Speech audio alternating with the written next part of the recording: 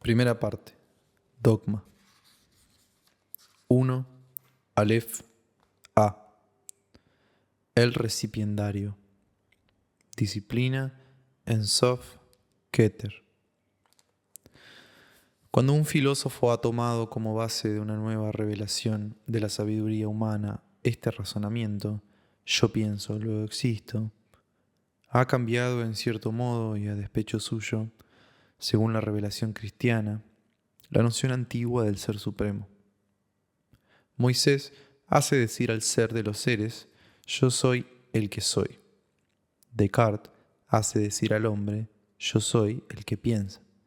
Y como pensar es hablar interiormente, el hombre de Descartes puede decir, como el Dios de San Juan el Evangelista, yo soy aquel en quien está y por quien se manifiesta el Verbo. In principio erat verbum. ¿Qué es lo que es un principio? Es una base de la palabra. Es una razón de ser del verbo. La esencia del verbo está en el principio. El principio es lo que es. La inteligencia es un principio que habla. ¿Qué cosa es la luz intelectual? Es la palabra. ¿Qué cosa es la revelación? Es la palabra. El ser es el principio, la palabra, el medio y la plenitud o el desenvolvimiento y la perfección del ser. Es el fin. Hablar es crear. Pero decir yo pienso, luego existo, es deducir de la consecuencia el principio y recientes contradicciones producidas por un gran escritor, por Lamennais, han demostrado suficientemente la imperfección filosófica de este método. Yo soy, luego existe el ser, nos parece ser una base más primitiva y más sencilla de la filosofía experimental. Yo soy, luego el ser existe. Ego sum qui sum. He aquí la revelación primera de Dios en el hombre y del hombre en el mundo. Y es también el primer axioma de la filosofía oculta. El ser es el ser. Esta filosofía tiene, pues, por principio lo que es, y no tiene nada de hipotético ni de aventurado. Mercurio Trismegisto comienza su admirable símbolo, conocido bajo el nombre de tabla de esmeralda, por esta simple afirmación. Es verdad, es cierto, sin error, es del todo verdad. Así lo verdadero confirmado por la experiencia en física, la certidumbre desprendida de toda aleación de error en filosofía, la verdad absoluta indicada por la analogía en el dominio de la religión o de lo que es infinito. Tales son las primeras necesidades de la verdadera ciencia, y es lo que la magia solo puede acordar a sus adeptos. Pero antes de todas las cosas, ¿quién eres tú que tienes este libro entre tus manos y que te propones a leerlo? Sobre el frontis de un templo que la antigüedad había dedicado al dios de la luz, se leía esta inscripción de 2 palabras: Conócete. Este mismo consejo es el que yo debo ofrecer a todo hombre que quiera aproximarse a la ciencia.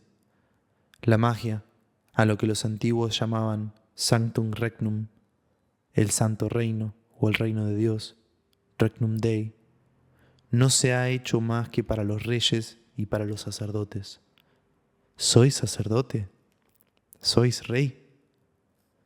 El sacerdocio de la magia no es un sacerdocio vulgar, y su reinado no tiene nada que debatir en los principios de este mundo. Los reyes de la ciencia son los sacerdotes de la verdad, y su reino está oculto para la muchedumbre, como sus sacrificios y sus plegarias. Los reyes de la ciencia son los hombres que conocen la verdad, y a quienes la verdad ha libertado según la formal promesa del más poderoso de los iniciadores.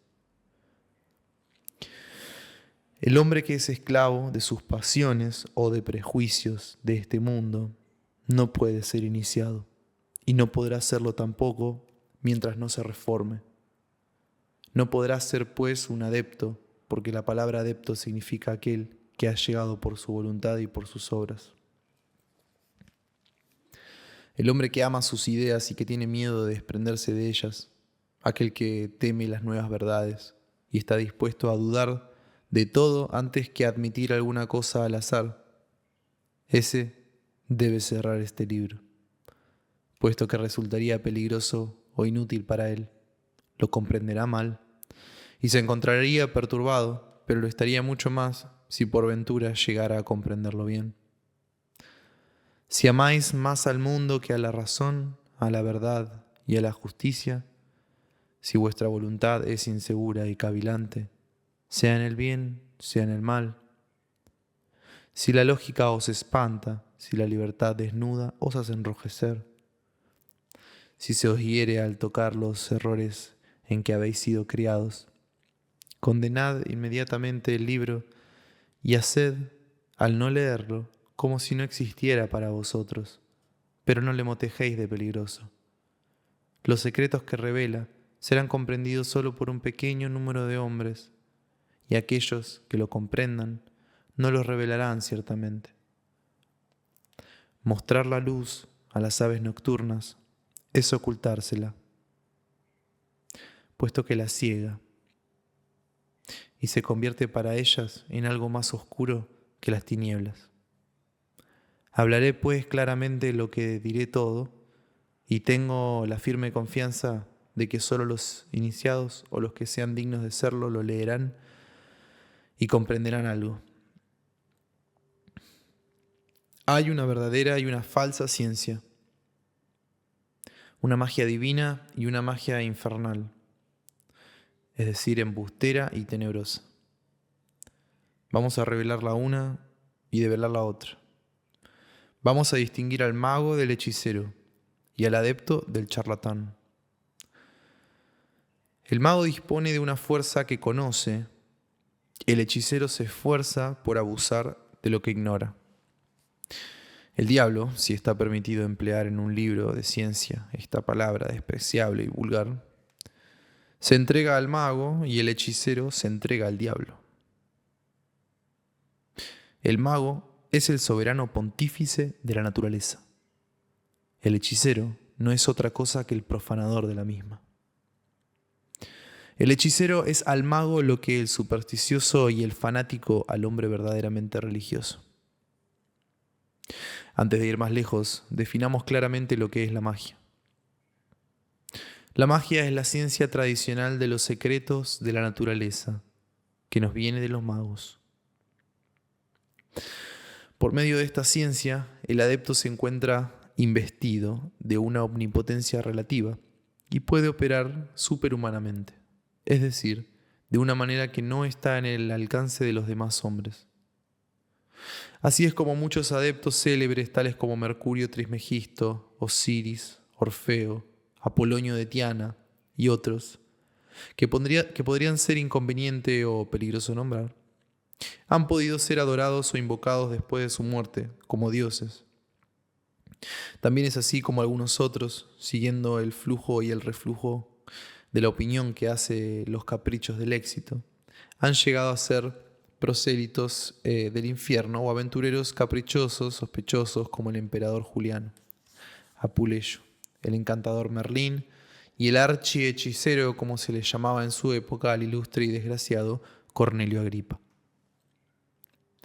Volviendo al Sanctum Regnum, es decir, a la ciencia y el poder de los magos, diremos que les son indispensables 4 cosas: una inteligencia esclarecida por el estudio, una audacia sin límites, una voluntad inquebrantable y una discreción que no pueda corromperse o enervarse por nada. Saber, osar, querer y callar. He aquí los 4 verbos del mago, que están escritos en las 4 formas simbólicas de la esfinge. Estos 4 verbos pueden combinarse juntos de 4 maneras y se explican 4 veces los unos a los otros. En la primera página del libro de Hermes, El adepto está representado cubierto con un vasto sombrero que al bajarse puede cubrirle toda la cabeza. Tiene una mano elevada hacia el cielo, al cual parece mandar con su varilla, y la otra mano sobre el pecho. Presenta ante sí los principales símbolos o instrumentos de la ciencia, y oculta otros en una escarcela de escamoteador. Su cuerpo y sus brazos forman la letra Aleph, la primera letra del alfabeto, que los hebreos tomaron de los egipcios, pero ya volveremos luego a ocuparnos de este símbolo. El mago es verdaderamente lo que los cabalistas hebreos llaman el microprosopo, es decir, el creador del mundo pequeño. Siendo la primera ciencia mágica el conocimiento de sí mismo, también la primera de todas las obras de la ciencia, la que encierra a todas las demás, y la que es el principio de la gran obra, viene a ser la creación de sí mismo. Esta palabra tiene necesidad de ser explicada. Siendo la razón suprema el único principio invariable y por consiguiente imperecedero, puesto que el cambio es lo que nosotros llamamos la muerte, la inteligencia que se adhiere fuertemente y se identifica de algún modo a este principio, se hace por lo mismo invariable y por consiguiente inmortal. Se comprende que para adherirse invariablemente a la razón es preciso haberse independizado de todas las fuerzas que la producen, por el movimiento fatal y necesario las alternativas de la vida y de la muerte. Saber sufrir, abstenerse y morir, tales son, pues, los primeros secretos que nos colocan por encima del dolor, de las angustias sensuales y del miedo a la nada. El hombre que busca y encuentra una muerte gloriosa tiene fe en la inmortalidad, y toda la humanidad cree en él, con él y por él, porque éste le eleva a altares o estatuas como signo de vida inmortal. El hombre no se hace rey de los animales más que domándolos o domesticándolos, pues de otro modo sería su víctima o su esclavo. Los animales son, pues, la figura de nuestras pasiones. Estas son las fuerzas instintivas de la naturaleza. El mundo es un campo de batalla en donde la libertad disputa con la fuerza de la inercia, oponiendo la fuerza activa. Las leyes físicas son las muelas de las que tú serás el grano. Si no sabes, será el molinero. Estás llamado a ser el rey del aire, del agua, de la tierra y del fuego. Pero para reinar sobre esos 4 animales del simbolismo, es preciso vencerlos y encadenarlos. Aquel que aspira a ser un sabio y a conocer el gran enigma de la naturaleza, debe ser el heredero y expoliador de la esfinge. Debe tener la cabeza humana para poseer la palabra, las alas del águila para conquistar las alturas, las nalgas del toro para labrar las profundidades, y las garras del león para abrirse camino a derecha y a izquierda, delante y atrás. Tú, que quieres ser iniciado, ¿eres un sabio como Fausto? ¿Eres impasible como Job? No, no lo eres. ¿Es así? Pues puedes serlo si quieres. ¿Has vencido a los vagos torbellinos de ideas vagas e inclaras? ¿Eres hombre sin indecisión y sin caprichos? ¿No aceptas el placer más que cuando quieres y no quieres sino cuando debes? ¿No eres siempre así? Pues todo eso puede ser si tú lo quieres.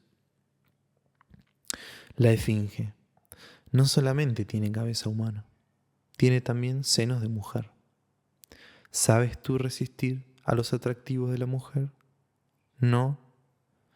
¿Y a qué ríes al responder? Y te jactas de tu debilidad moral para glorificar, para ensalzar en ti, al propio tiempo, la fuerza vital y material. Sea, yo te permito, rendir pleito homenaje al asno de Esterne o de Apuleyo. Que el asno tiene su mérito, convengo en ello. Por algo estaba consagrado a Priapo. como el macho cabrío al dios de Mendes. Pero dejémoslos tal cual es, y sepamos únicamente si es tu maestro o si tú puedes ser el suyo. Él solo puede verdaderamente poseer la voluptuosidad del amor que ha vencido al amor de la voluptuosidad. Poder usar y abstenerse es poder dos veces. La mujer te encadena por tus deseos. Sé dueño de tus deseos y tú encadenarás a la mujer. La mayor injuria que se puede hacer a un hombre es llamarle cobarde. Ahora bien, ¿qué es ser un cobarde? Un cobarde es aquel que no tiene cuidado de su dignidad moral a causa de obedecer ciegamente a los instintos de la naturaleza. En efecto, en presencia del peligro, es natural tener miedo y tratar de huir. ¿Por qué es esto una vergüenza? Porque el honor nos dicta una ley según la cual preferimos nuestro deber a nuestras atracciones o a nuestros temores. ¿Qué es desde este punto de vista el honor? Es el presentimiento universal de la inmortalidad y la estimación de los medios que a ella pueden conducirnos.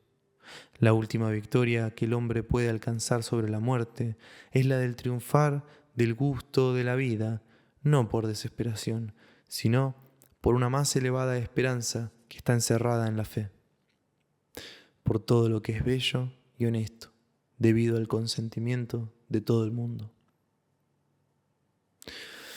Aprender a vencerse es aprender a vivir. Las austeridades del estoicismo no eran sino una vana ostentación de libertad. Ceder a las fuerzas de la naturaleza es seguir la corriente de la vida colectiva, es ser esclavo de causas secundarias. Resistir a la naturaleza y dominarla es hacerse una vida personal, imperecedera, es franquear vicisitudes de la vida y de la muerte. Todo hombre que se haya dispuesto a morir antes de abjurar de la verdad y de la justicia está verdaderamente vivo, porque es inmortal en su alma. Todas las iniciaciones antiguas tenían por objeto encontrar o formar hombres de semejante temple. Pitágoras ejercitaba a sus discípulos en el silencio y en las abstinencias de todo género. En Egipto se probaba a los recipiendarios por los 4 elementos. En la India es sabido a qué prodigiosas austeridades se condenaban los faquires y los brahmas para llegar al reinado de la libre voluntad y de la independencia divina.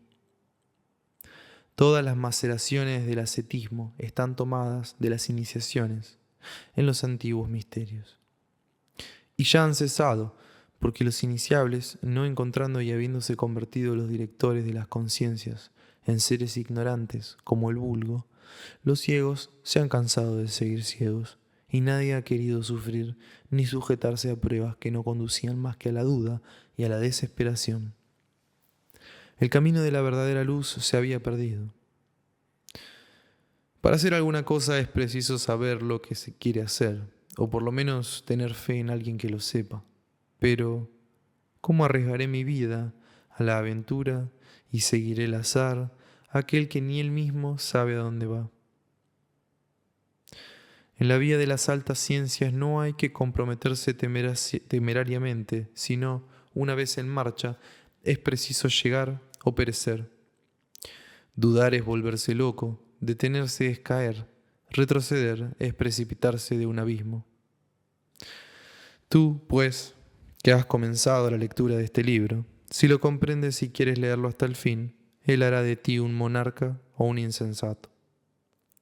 En cuanto a ti, haz del volumen lo que quieras, no podrás ni despreciarlo ni olvidarlo. Si eres puro, este libro será para ti una luz. Si eres fuerte, será tu alma. Si eres santo, será tu religión. Si eres sabio, regulará tu sabiduría. Pero si eres pecador, si eres malvado, este libro será para ti como una antorcha infernal. Destrozará tu pecho como si fuera un puñal. Quedará en tu memoria como un remordimiento. Te llenará la imaginación de quimeras y te conducirá por las vías del besanismo a la desesperación. Querrás reír y no alcanzarás más que a rechinar los dientes, porque este libro será para ti como la lima de la fábula, lima que una serpiente trataba de roer, siendo aquella la que rayó todos los dientes de la serpiente. Comencemos ahora la serie de las iniciaciones. Ya he dicho que la revelación es el verbo. El verbo, en efecto, o la palabra, es el velo del ser y es el signo característico de la vida. Toda forma es el velo de mi verbo, porque la idea madre del verbo es la única razón de ser de las formas. Toda figura en un carácter, todo carácter pertenece y retoma a un verbo. Por esta razón, los antiguos sabios, de los que Trismegisto es el órgano, formularon su único dogma en estos términos. Lo que está encima es como lo que está abajo, y lo que está debajo es como lo que está encima. En otros términos, la forma guarda proporción con la idea. La sombra es la medida del cuerpo calculada en su relación con el rayo luminoso. La vaina es tan profunda como el largo de la espada. La negación es proporcional a la afirmación contraria. La producción es igual a la destrucción en el movimiento que conserva la vida, y no hay un solo punto en el espacio infinito que no sea el centro del círculo, cuya circunferencia se agranda y retrocede indefinidamente en el espacio. Toda individualidad es, por tanto, indefinidamente perfectible, puesto que el orden moral guarda analogía con el orden físico, y porque no se podría concebir un punto que no pueda dilatarse, agrandarse y lanzar rayos en un círculo filosóficamente infinito. Lo que puede decirse del alma entera, se puede decir también de cada una de las facultades del alma. La inteligencia y la voluntad del hombre son instrumentos de un alcance y de una fuerza incalculables.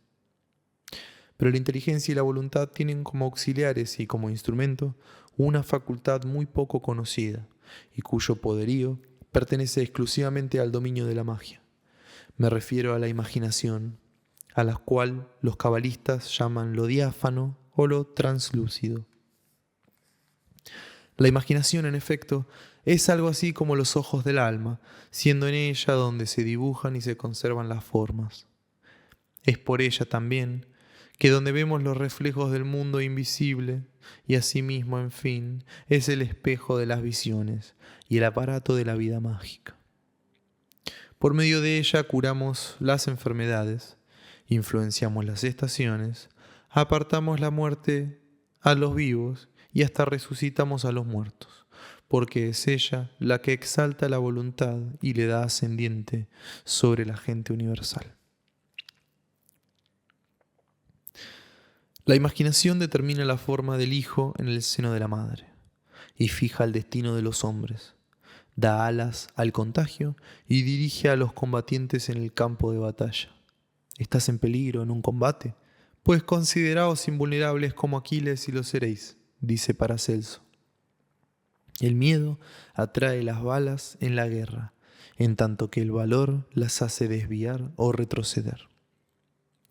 Ya se sabe que los amputados se quejan con frecuencia de los miembros que ya no poseen. Paracelso operaba sobre sangre viviente, medicamentando el resultado de una sangría. Curaba los dolores de cabeza a distancia, operando sobre cabellos cortados. Se había anticipado mucho para la ciencia, acerca de la unidad imaginaria y a la solidaridad de todo o de las partes. Teorías todas, o más bien conjunto de todas las experiencias de nuestros más célebres magnetizadores. Por esto sus curaciones eran maravillosas, milagrosas, y eso mereció que se agregara su nombre de Felipe Teofrasto Bombast, el de Aurora Paracelso, agregándole todavía el epíteto de lo divino. La imaginación es el instrumento de la adaptación del verbo. La imaginación, aplicada a la razón, es el genio. La razón es una, como el genio es uno en la multiplicidad de sus creaciones. Hay un principio, hay una verdad, hay una razón y hay una filosofía absoluta o universal. Lo que no está en la unidad, considerada como principio, retorna a la unidad, considerada como fin. Uno está en uno, es decir, todo está en todo. La unidad es el principio de los números y es también el principio del movimiento y por consiguiente de la vida. Todo el cuerpo humano se resume en la unidad de un solo órgano, que es el cerebro. Todas las religiones se resumen en la unidad de un solo dogma, que es la afirmación del ser y de su igualdad de sí mismo, que constituye su valor matemático. No hay más que un dogma en magia y helo aquí. Lo visible es la manifestación de lo invisible, o en otros términos, el verbo perfecto está en las cosas apreciables y visibles, en proporción exacta con las cosas inapreciables para nuestros sentidos e invisibles para nuestros ojos. El mago eleva una mano hacia el cielo y baja otra hacia la tierra, y dice: ahí arriba la inmensidad, y ahí abajo todavía la inmensidad. La inmensidad iguala a la inmensidad. Esto es verdad en las cosas visibles, tanto como también en las invisibles. La primera letra del alfabeto de la lengua sagrada, Aleph, representa a un hombre que eleva una mano hacia el cielo y baja otra hacia la tierra. Esta es la expresión del principio activo de toda cosa. Es la creación en el cielo, correspondiente a la omnipotencia del verbo aquí abajo. Esta letra es por sí sola un pantáculo, es decir, un carácter que manifiesta la ciencia universal. La letra Aleph puede suplir a los signos sagrados del macrocosmo y del microcosmo. Explica el doble triángulo masónico y la brillante estrella de 5 puntas, porque el verbo es uno y la revelación una sola. Dios, dando al hombre la razón, le ha dado la palabra y la revelación, múltiples en formas, pero una es en su principio. Está completa en el verbo universal, intérprete de la razón absoluta. Esto es lo que quiere decir la palabra tan mal comprendida, catolicismo, que en lenguaje hierático moderno significa infalibilidad. Lo universal en razón es lo absoluto y lo absoluto es infalible. Si la razón absoluta conduce a toda la sociedad a creer irresistiblemente en la palabra de un niño, este niño será infalible ante Dios y ante toda la humanidad. La fe no es otra cosa que la confianza razonable en esa unidad de la razón y en esa universalidad del verbo. Creer es aquecer a lo que aún no se sabe, pero de lo que la razón nos da anticipadamente seguridades que sabremos o que por lo menos conoceremos algún día. Absurdos son, pues, los pretendidos filósofos que dicen: yo no creeré en lo que yo no sepa. Pobres infelices, si lo supierais, ¿qué necesidad tendrías de creer? Pero, ¿puedo yo creer al azar y sin razón? No, ciertamente. La creencia es aventurada, es la superstición y la locura. Es preciso creer en las causas cuya existencia nos obliga a admitir la razón mediante el testimonio de efectos conocidos y apretados por la ciencia. La ciencia, gran palabra y gran problema. ¿Qué es la ciencia? Responderemos a esta pregunta en el segundo capítulo de este libro.